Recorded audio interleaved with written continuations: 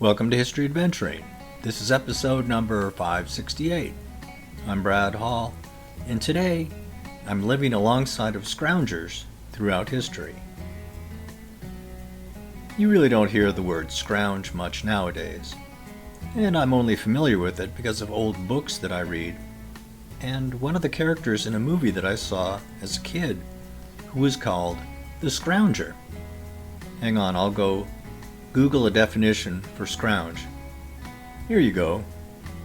To search about and turn up something needed from whatever source is available. That sounds about right to me.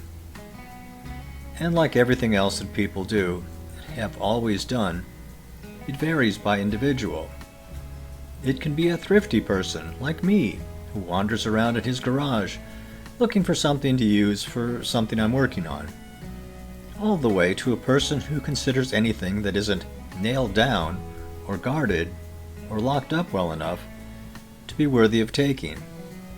I've had a couple of bicycles scrounged from me in the course of a long life, and apparently they were taken from me because I was careless enough to not use a strong enough lock. It's all a question of point of view. Most scroungers are like raccoons. They're just opportunistic. They're always looking around. If they see something that looks like that might fill one of their needs, they take it. If they get caught, they might just try to look pathetic, or say that they thought whatever they were taking wasn't wanted anymore. They were just scrounging. When I lived on the poor side of town in Los Angeles, I became very aware of how much scrounging goes on. I was familiar with collecting aluminum cans, but I didn't know how valuable copper was. It was scrounged by some people as much as possible. Lately, I've heard how valuable the stuff inside of catalytic converters is, and the scroungers just see this stuff sitting outside on the side of the road. Well, attached to cars, but to them that's just a small detail. People will always scrounge, and it isn't just for financial reasons. Some people just enjoy it.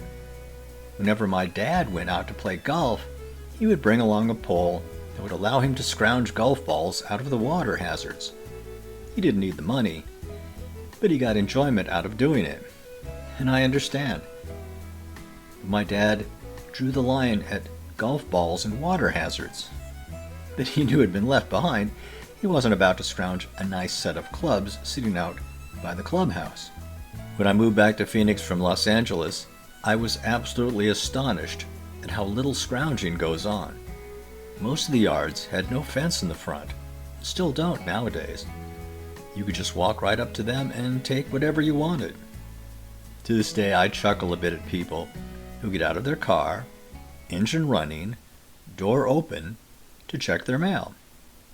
I've often walked past these people and said to myself, I could be in the next county with their car by the time they turned around.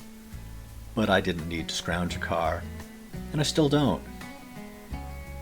But don't get me wrong, I like scrounging as much as anyone.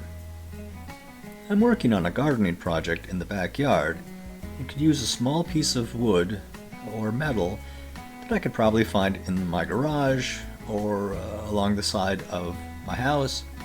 It'd be silly to go to the store and pay for something that I could just scrounge, right? This has been History Adventuring. I'll talk to you later.